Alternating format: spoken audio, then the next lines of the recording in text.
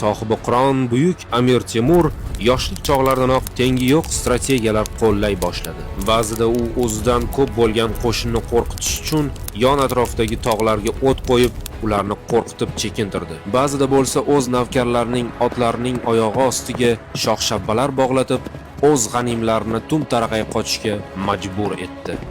Avvaliga Movarounnahr va Xurosonni egallagan buyuk sohibiqiron Amir Temur navbatiga Ozarbayjon va tog'li Gruziya hududi kelganda ham o'zining aqli va zakovati orqali o'z g'animlarini shu yerda ham mag'lub etdi. Baland tog'lar ichidagi g'orlarga berkingan gurjilarni yengish uchun Amir Temur ishlatgan strategiyasi haqiqatan dohiyona edi.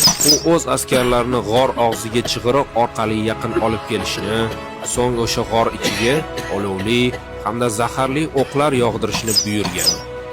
Gruziya masalasi hal bo'lgandan so'ng sohibiqiron hozirgi Eronning janubiy hududlarini jangsiz egalladi. Avvaliga sohibiqironga jangsiz taslim bo'lib, Temur yurishga ketgandan so'ng esa unga isyon qilgan isfaxonliklarning sodiqlari aniqlandi, xoinlarning esa sho'r peshonasiga sho'rva to'kildi.